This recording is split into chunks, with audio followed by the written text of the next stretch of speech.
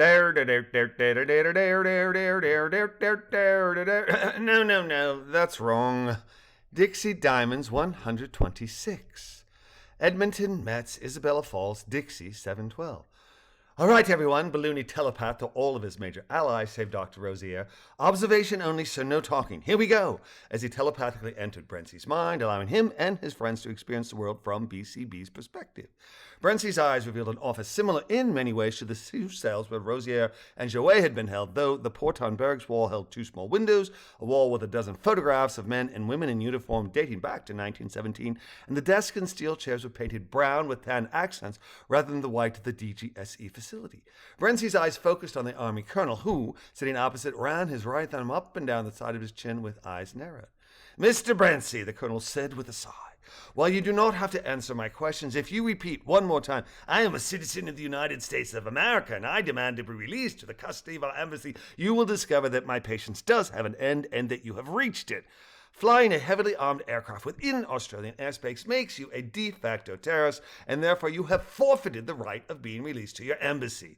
Let me ask again, why do you have such an aircraft? Why did you resist the order to land? Why was your aircraft set on self-destruct mode such that it would have killed our personnel had it not been for the quick thinking of Officer Keith? Where were you going and why?" Without emotion, Brentsy stated, "As a citizen of the United States, I demand to be released to the custody of the U.S. Embassy. You are aware that the United States Embassy is in Canberra, which is over 2,700 kilometers to our south." "Try again, mate."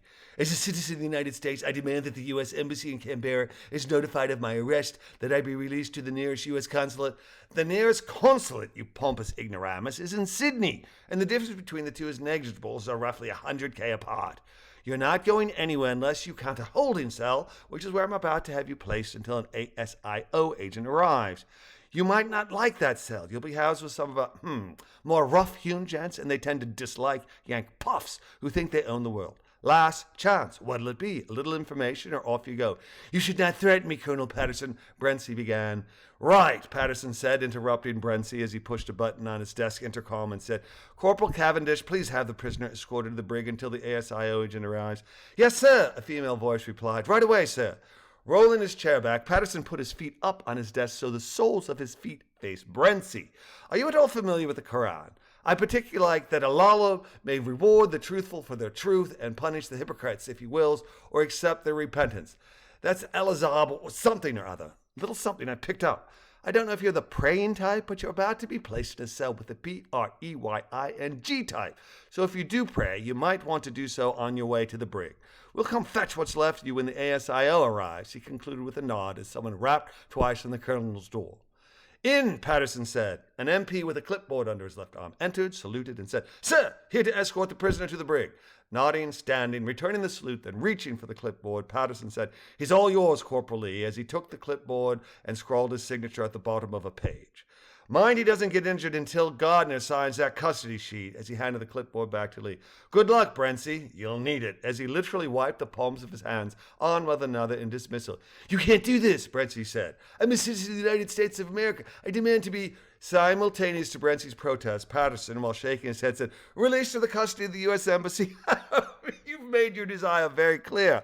I'll have Corporal Cavendish call the embassy in the morning and arrange for them to come chat with us. Have a good night," he said with a wink as he flipped his left hand, palm facing skywards towards Brentsy as an invitation to the guard to take him away. No, Brentsy said as Lee stood in front of him. "We can chat, some." "Some, eh?" Patterson said. "Well, that will buy you some time, so long as you stop wasting mine. Corporal Lee, thank you for reporting promptly, and please leave the custody sheet here.